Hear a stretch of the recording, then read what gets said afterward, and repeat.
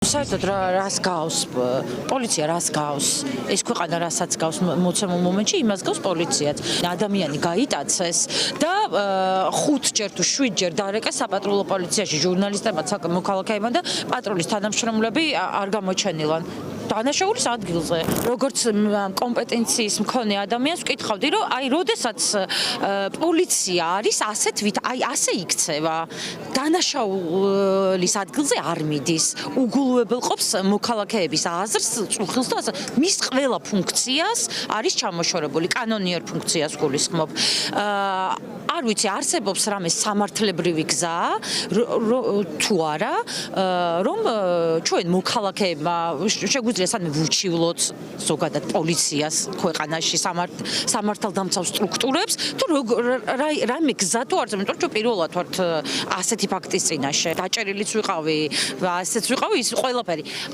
არ მეშინია და ზუსტად ვიცი აბსოლუტურად დამწუნებული ვარ რომ ძალა არის ჩვენში და სულ ოდნავი გამბედაობა გვაკლია ეხლა გვაკლია მხოლოდ გამბედაობა ყველაფერი გვაქვს აბსოლუტურად ჩვენ დემონსტრანტებს გვაქვს ყველაფერი იმისთვის რომ ეს ბრძოლა მოვიგოთ ძალიან მალე მხოლოდ გამბედაობა გვაკლია და მე ერთი მოქალაქე ქალი გეუბნებით რომ გაბედეთ გამბედაობა არის ეს რომ ადამიანები მანქანაში ისხდნენ თვითონ სახლში მიდიოდნენ აქციიდან გადმოვიდნენ მანქანიდან დაიწყეს გადაღება და გადაარჩინეს ეს ადამიანი და მომენტალურად გაშუქდა ის რაც ხდებოდა და ინფორმაცია მივიდა ადამიანებამდე და მე მივიდნენ სხვა ადამიანებს მადლობა ჟურნალისტებს ამისთვის პირველ რიგში ასაკეთებთ და მიგაქვთ ადამიანებამდე სიმართლე ყოველდღიურად ამას ახერხებთ და ესეც ერთ-ერთი მაგალითი იყო იმის რომ აუცილებელია რომ ინფორმაცია მიდიოდეს ადამიანებამდე და აი ეს გამბედაობა გვაკლია ზუსტად რომ ყოველთვის ყველგან ვიყოთ და დავიცვათ ერთმანეთს ხატია დეკანოიძეს რას ვეკითხები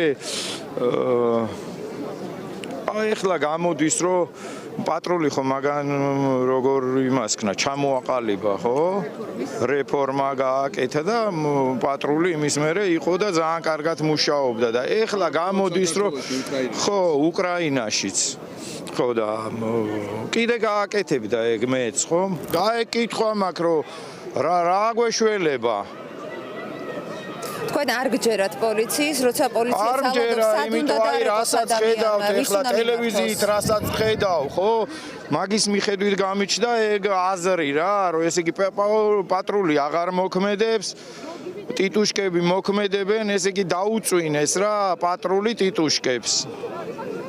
თუ რავი კვერცხების გამო საჩეკად დასვეს ტური აქნეს მოკლედ პატრულს ეგეთი რაღაცა უქნეს რა ხალხი აღარ ენდობა აბა რა ხდება ხო ხედავთ შავი ფორმები დარბიან თუო დაგიჭერენო თუ რაღაც შავფორმიანე გაგიტაცებენო დარეკეთო 112-ში და გაგიშვებენო მე მაგალითად დღეს პირადად სამი შვილის დედას ექიმს დამირეკეს რომელიც მოვედი გადაკეტილ გზაზე და დავდექი და დამაჯარიმეს მეც და ჩემი მეუღლეც ორივეს და 5000 ლარით ორივე კი აი არა რასაპირებთ როგორ უნდა გადაიხადოთ შევაგროვეთ ვიდეოები ვაპირებ გასაჩივრებას მისი ხედვა მაინტერესებს როცა შეიცვლება ეს მთავრობა როგორ შეიძლება პოლიცია დაუბრუნდეს წინანდელ მდგომარეობას რომ ჩვენც ვიგრძნოთ თავი დაცულად. კომბინაცია რა შეიძლება იყოს, იმიტომ რომ ჩვენ უკვე 84 დღეა ვდგავართ არჩევნებიდან უკვე 3 თვე გავიდა და მაინტერესებს როგორც პოლიტიკოსი, როდის ხედავს რომ ჩვენ მივაღწევთ იმას, რაც გვინდა. პოლიციელი რომელსაც ფიცი აქვს დადებული იმისთვის რომ მე დამიცვას, მევე მზღუდავს.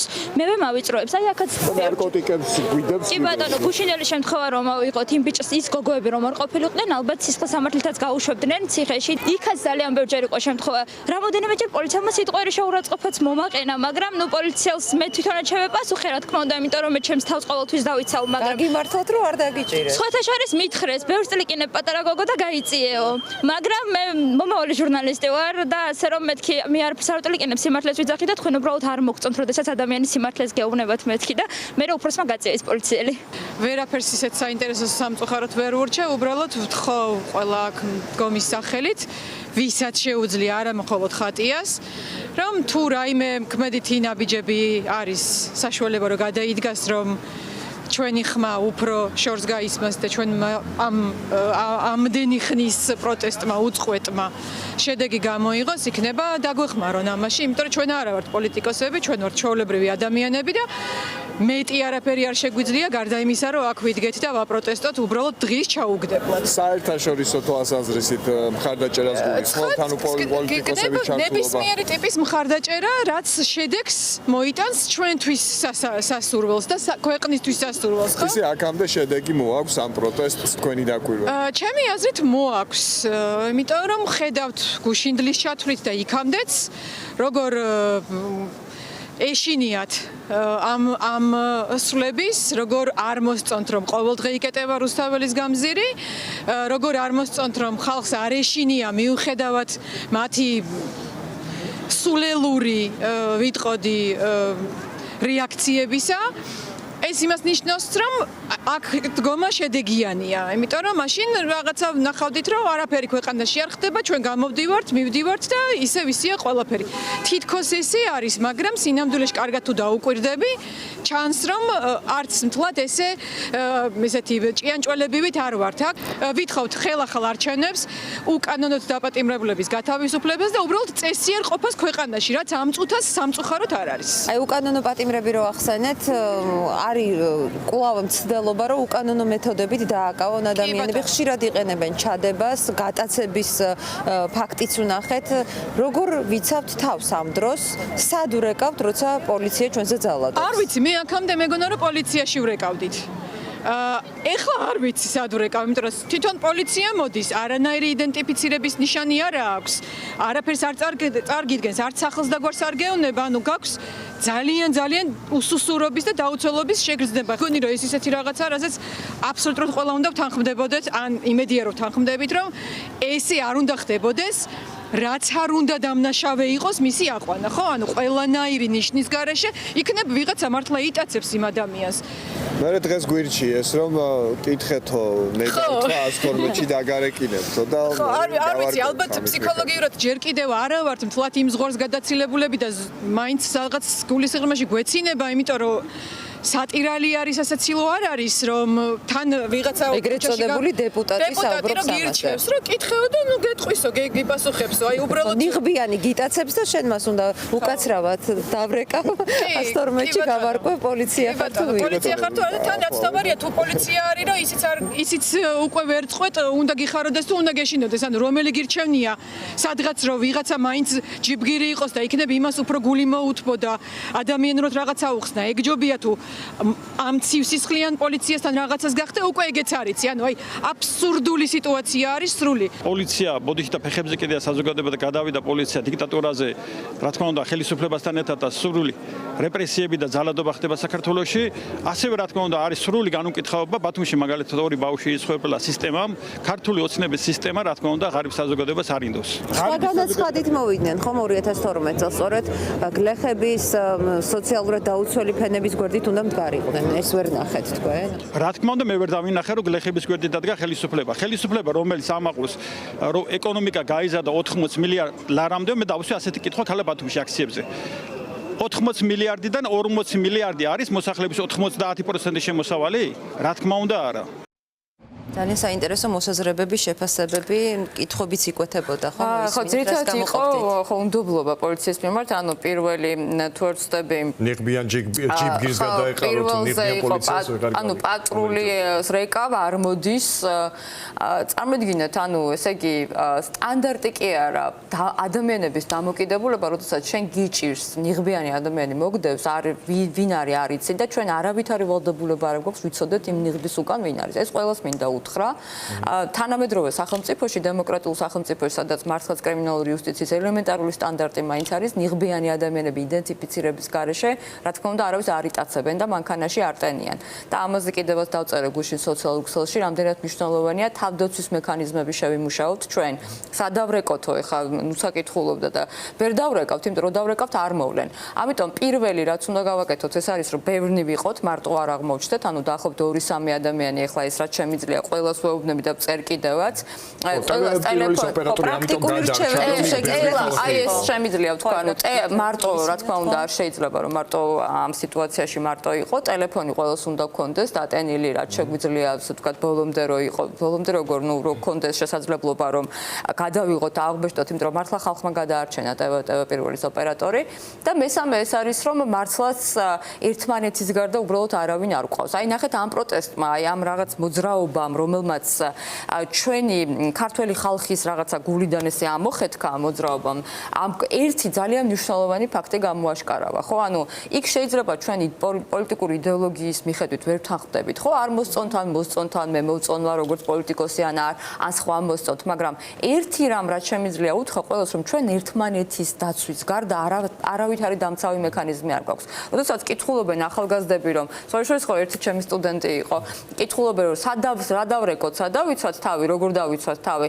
აქ პოლიციას ვინ უნდა აბალანსებდეს? სასამართლო სისტემა უნდა აბალანსებდეს, ხო? ანუ სასამართლო და პოლიციას უნდა ეშინოდეს ცრუ ჩვენების მიცემის, უნდა ეშინოდეს კანონის დარღვევის, უნდა ეშინოდეს ძალადობის, წამების, იმიტომ რომ მან უნდა იცოდეს რომ იგი მოსამართლე გამოიტანს ადეკვატურ განაჩენს, ხო? ანუ სასამართლო სადღაც რაღაცა ადგილი, სადაც ჩვენ შეგვიძლია სამართალი ვიპოვოთ.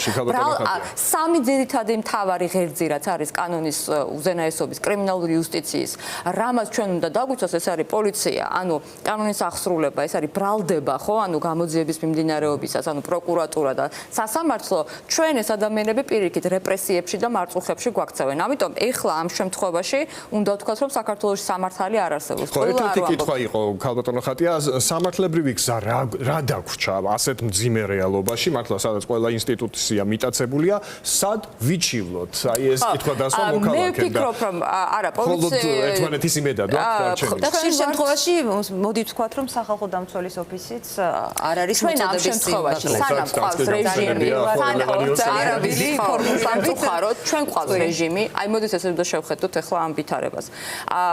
ყველგან პოლიცია რასაც სამართალი რეჟიმის აი ამ პირობებში ესეთი ლოზუნგიც და ლოზუნგი არ მომწონს სიტყვა ძალიან კარგი შეძახილებია, ხო?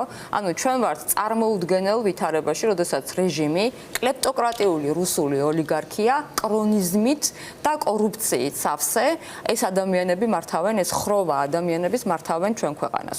ანუ ეგრეთ წოდებული ხელისუფლება. ამ შემთხვევაში ეს ხოლმე მარია რესაწერს ძალიან კარგად რომ ზუსტად დუტერტეს პირობებში სასამართლო კი არა, ანუ პრაქტიკულად ესე ხალხს ხოცავდნენ ქუჩაში, ხო? ანუ თუ ჩვენ გლობალური ომის პარტია გამოიყვანეს და ოპოზიცია, მედია, თქვენ არასამთავრობო სექტორი და ჩვენი საერთაშორისო პარტნიორები მთავარი მტრის ხატი რაც იყო, ხო? ანუ პროპაგანდის მიერ. იქ იყო ნარკოტიკების წინააღმდეგ ბრძოლა, აი რომელიც ასევე პროპაგანდისტულად შემოიტანა დუტერტემ, როგორც ბიძინა ევანიშვილმა და თქვათ ლუკაშენკომ და პუტინმა და დღესაც გამოჩნდა მათ განცხადებებში რომ ერთ-ერთის ხედან ზუსტად რუსეთის ვთქვათ გზავნილებთან და რუსულ მთელ პროპაგანდასთან. ამიტომ ეს მთლიანი პროპაგანდისტული ხაზი რაც ითვალისწინებს რომ რა თქმა უნდა ჩვენ ამ რეჟიმის პირობებში სასამართლო და კრიმინალური იუსტიციის არც ერთი რგოლი არ გვაქვს, მაგრამ თუმცა აი ჯარიმებზე იყო ერთი შეკითხვა ასევე.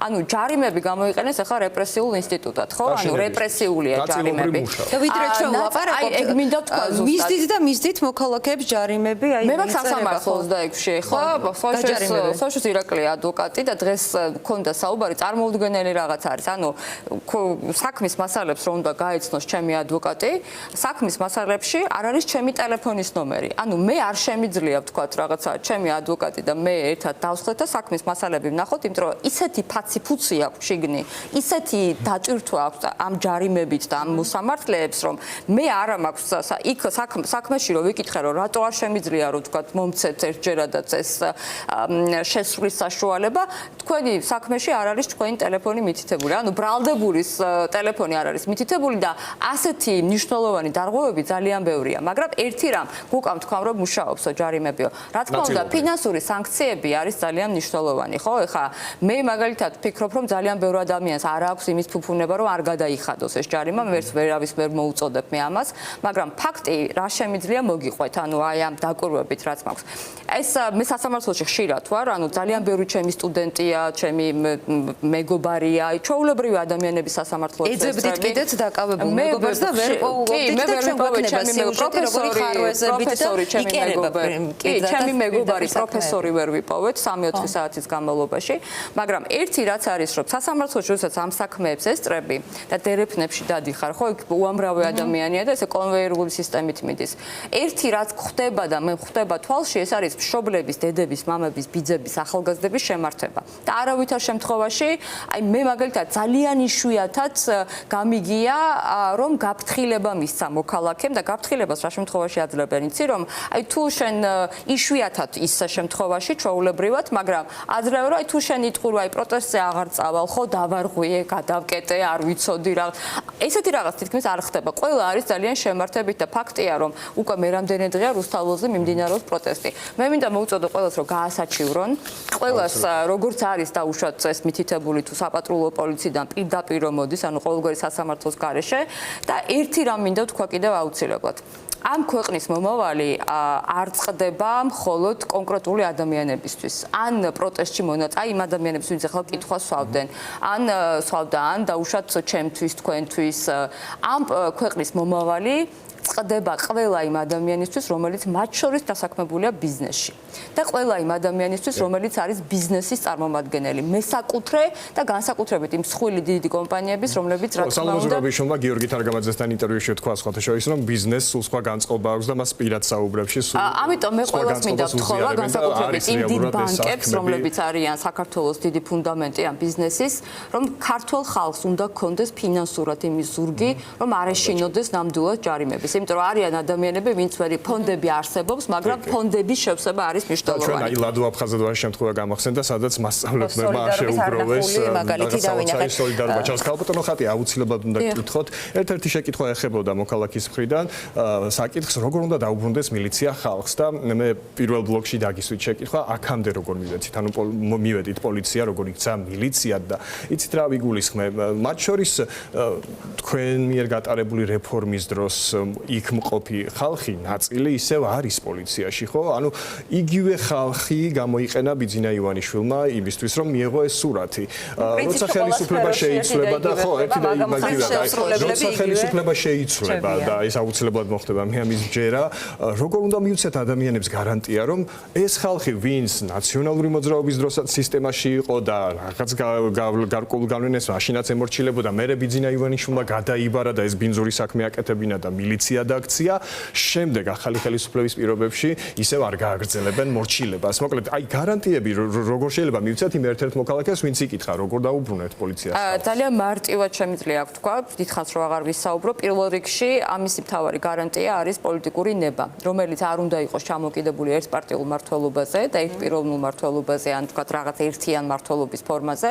მე მჯერა რომ მომავალი საქართველოს დემოკრატიული ანატომია და თქვა სტრუქტურა იქნება კოალიციური ხელისუფლება, სადაც რეალურად სხვადასხვა პოლიტიკური ძალების, თქვა ბალანსის ძალიან სერიოზული მექანიზმი ამ ეკოსისტემას აუცილებლად დაარეგულირებს. ეს ერთი. მეორე, არსებობს სხვადასხვა ხარებას ისევ არ გადაიბარებს ახალი ხელისუფლება, როგორც გადმოიბარა ბიძინა ივანიშვილმა ბანომრაბიშვილმა. ისევე როგორც მაგალითად ჩინჩალაძე მურუსიძეს კლანი, ხა მე მახსოვს რომ ჩინჩალაძე მურუსიძე, ხო, ყველაფერს თავიდან მურუსიძე იყო გირგულიანის მოსამართლე, ხო? ანუ ეს უმძიმესი ის ტრაგედია, რომელიც ძალიან სერიოზული რა ვიცი ლაქა და შეცდომაც და ძალიან სერიოზული შემთხვევა იყო ნამდვილად წინა ხელისუფლების მმართველობის პირობებში, ხო? და კამპანია ააგო და სხვა ძალიან ბევრ რამეზე ააგო კამპანია, მაგრამ სამწუხაროდ სრულიად საპირისპირო მივიღეთ.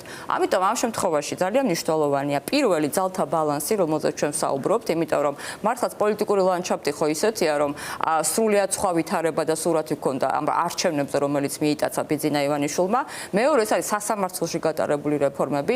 ეხლა თქვენ თუ საუბრობთ იმაზე, რომ პოლიციაში ეს ხალხი როგორ არ უნდა მოხვდეს, მე პირდაპირ შემიძლია გითხრათ, რომ 90% რა თქმა უნდა, ყველა სპეციალური ატესტაციის პირობებში ეს ხალხი უნდა გაიაროს სპეციალური ატესტაცია. ესე გავაკეთოთ ჩვენ უკრაინაში.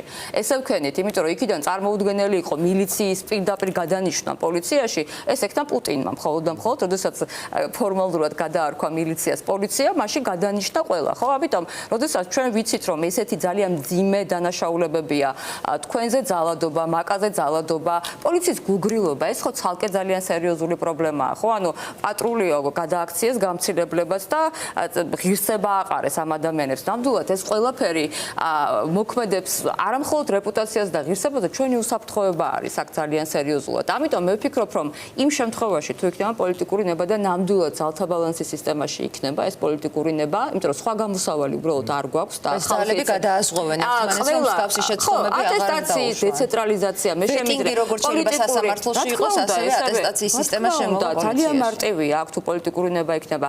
ასევე მე ვფიქრობ ერთ რამეს, რომ სხვათა შორის ეს რაც იყო ასევე უკრაინაში, ეხლა ბოლომდე ეს ავტონომიურად უბრალოდ ზუსტად რაღაც პრობლემების გამო არ ვიყავით, მაგრამ პოლიტიკური სამოქალაქო მმართველობა უნდა გაიმიჯნოს პოლიციური მმართველობისგან.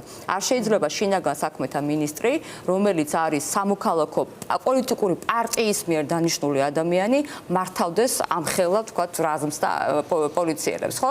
იქ უნდა იყოს სამხრეებიანი ადამიანი, რომელსაც სპეციალური კონტრაქტი აქვს სახელმწიფოსთან დადებული და ყველა პოლიციელს უნდა ჰქონდეს ეს სპეციალური კონტრაქტი, რომელიც რეალურად მათ დააზღვევს უკანონო ბრძანების შესრულებისგან და პოლიცია, თქვათ, ეროვნული პოლიციის უფროსი, ფედერალური, თქვათ, გამოძიება ცალკე და შემდეგ ამ რეფორმებზე დაუსრულებლად შეგვიძლია ვიდაოთ და ვილაპარაკოთ და მე ვფიქრობ, რომ ნამდვილად ჩვენ გვენატრება ყველას ის დრო და ის სივრცე, სადაც შეგვიძლია მართლა დავსხდეთ და აი ამ პრობლემებზე ვისაუბროთ. დებატები გაიმართოს ამ და მესამე ბოდიში ერთი იყო ძალიან მნიშვნელოვანი, რომ პოლიტიკოსებმა როდის არის საბოლოო ვადა, როდის იქნება, თქვათ, ეს რეჟიმის აი რუტინაში რო არ გადაისარდოს ეს პროცესი, თითქმის ყველა პოლიტიკოსთან მსგავსი კითხვა აქვს ხოლმე რუსთაველზე შეკრებილ ადამიანებს. ისინი დაუღალავად გამოდიან, მაგრამ თან აინტერესებთ, რომ ეს ყველაფერი რაღაც ლოგიკურ შედეგს როდის მოიტანს. მე ვფიქრობ, ეხლა კიდევ ძალიან მნიშვნელოვანია, თქვათ, დღევანდელი უსაფრთხოების კონტექსტსაც ვისაუბროთ, ანუ საერთაშორისო წესრიგი იმდენად მნიშვნელოვნად არ გვაქვს ამის დრო, მაგრამ ყოველ შემთხვევაში ძალიან მოკლედ ქართულ ოცნებას რა გაუხარდა დღეს და უნდა უხაროდეს თუ არა ამის. იცით რა, ხა ჩვენ